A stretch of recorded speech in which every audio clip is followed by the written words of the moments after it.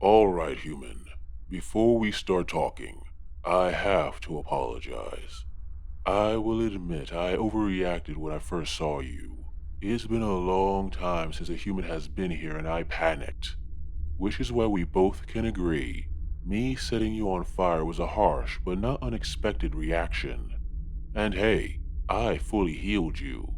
And I'm sure those scars will help you nab any future partners. Not that you'll ever see another human anytime soon. So, we good? I'm gonna take your stunned silence as a yes. Now I'm gonna assume you have a few questions. I mean, it's not every day a demon stands in front of you. You probably didn't even think we existed, which is fair. Even before we stopped going to Earth, we made sure we were very low-key.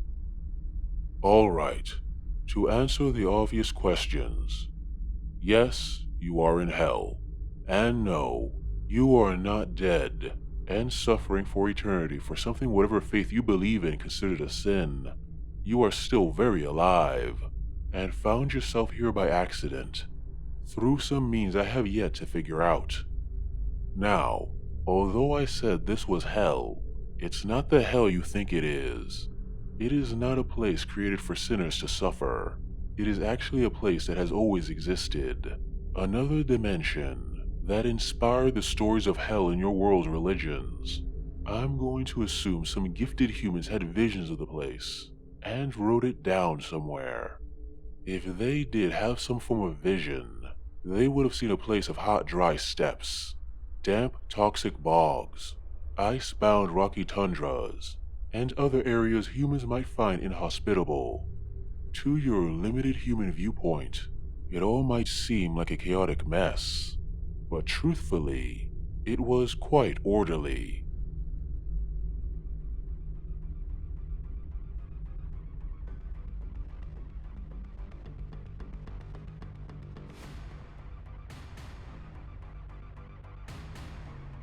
You see, back in the day, all demons were ruled by what was once called the Directorate of Hell, a powerful organization run by the strongest demons that commanded the legions of hell from their various ziggurats. And because of them, there was a nice and clear hierarchy. You followed whoever was strongest. Simple as that. If there was any issues between parties, they were either resolved peacefully through negotiation, or through brutal but contained combat between them, the loser forced to follow the winner. Now the Directorate oversaw many things, but the most important was the management of Hell's greatest renewable resource, souls. In Hell, souls can be used for a lot of things. First and foremost, of course, is the creation of new demons, the souls molded together to craft a new composite being. The strength of the demon determined by the strength of the souls used. Not that strength is static. If the demon lives long enough and gets enough victories under its belt, it will naturally gain in strength, empowering the souls that form it. Which is why, if you're able to kill a powerful enough demon and grab the right bit of his essence before it reforms, you can get one heck of a power boost. The other demon will be a bit angry you took a piece of him, but it will probably be much weaker than you at that point, so you could probably handle them. Souls can also be used to fashion relics, powerful artifacts that can take the form of weapons, armor, and talismans, each with unique but equally devastating powers. And the place to get all of those souls was, as you can guess, Earth. Of course, going to Earth wasn't easy. The only way to reach it was through an ancient portal created in times long past, perhaps formed by the old gods, that created hell in the first place. Once you go through, you were bound by a set of rules that prevented the demon from just taking a human by force. The human needed to be convinced to follow the demon back through the portal.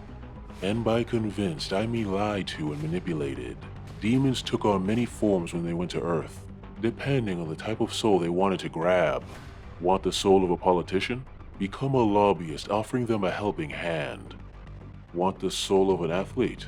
Become an agent with a killer contract. We molded our deceptions to fit whatever soul we needed to take. Not all souls needed that much effort though, specifically children. Those humans were left to the lesser demons. They usually took on the form of fantasy creatures, or imaginary friends, or whatever they thought would get the kid to follow them. And it was one of these lesser demons who screwed it up for everybody. At some point, a lesser demon called a Mephit disguised itself as a cute little fey creature and tried to convince a child to follow it into the portal. Unluckily for it, the child was being watched by their grandmother. Now the grandmother was superstitious and believed in fairies and all of that nonsense, and became a little disturbed when she observed one of the Fey folk leading their grandchild into a portal of darkness. Now the Fey aren't real, but the Fey's weakness, cold iron, does coincidentally work against demons. So when the grandmother somehow trapped it in a cage of the stuff, the idiotic Mephit, unable to escape, panicked and showed its true form. The grandmother immediately gave the caged lesser demon to her local priest, who in turn gave it to his religious heads, until it was brought up to the most powerful members of their entire religion. I'm not sure of the specifics, but with clear evidence of demons in front of them, the leaders of various faiths decided to work together to stop the legions of hell from entering the earth ever again.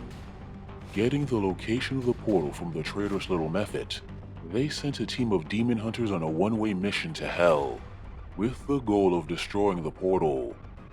Now you humans tend to act like idiots most of the time, but when you think you're fighting against a greater evil, you guys can really get stuff done. By the time the demon hunters were finally put down, not only was the portal to Earth gone, but the demons of the Directorate of Hell were wiped out. And I don't mean killed and reformed, which is what usually happens, since demons don't generally stay dead in hell. I mean they were wiped from existence, leaving a huge power vacuum. Which is why things in hell are just a mess right now.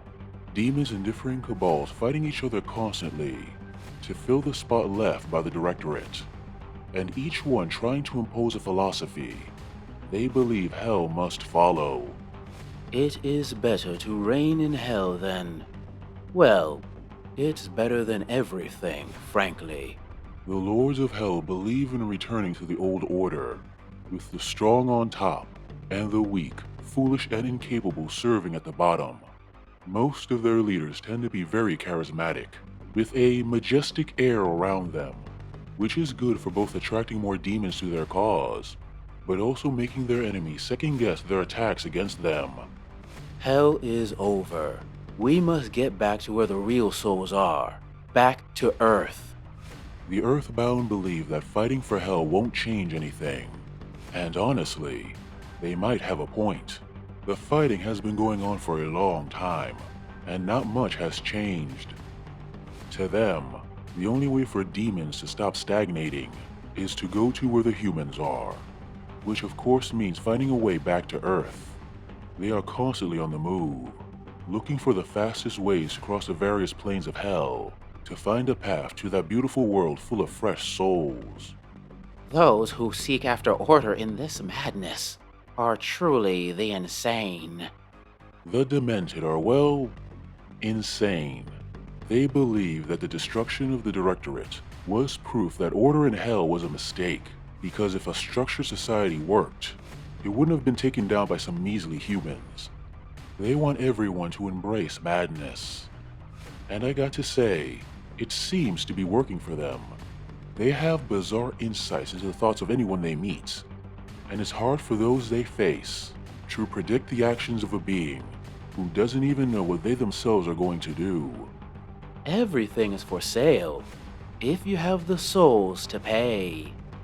The brokers are the wheelers and dealers of hell, aiming to rule by taking a majority share of hell's greatest resource, which is, of course, souls. Creating a society where those capable of gathering the most souls should be the ones in charge. Think of them as corporate executives, but less evil. They tend to be very rich in souls, and use those souls to tip any conflict in their favor. How could anyone else hope to win? when they don't even know the rules. Like the lords of hell, the judges believe there is an order to things. However, the judges think this order is tied to the very nature of hell. Secret rules of the dimension that every demon unwittingly follows, like puppets that can't see their strings. Seems far-fetched, but I have seen them survive blows that should have killed them, and even stop the powers of other demons with but a word. So maybe there's something to it. Hell has no more purpose. There is only one sensible outcome: oblivion. The empty believe that the only path left for hell is destruction. That without the portal to hell to give us purpose, we might as well end it all, rather than continue this terrible thing we call existence. Their belief in this philosophy is so powerful that they can temporarily wink themselves out of existence. And they have such contempt for reality that some of them can tear apart their surroundings with ease. Powerful abilities, but if it requires me to want to see the end of myself and everyone around me, I can live without them.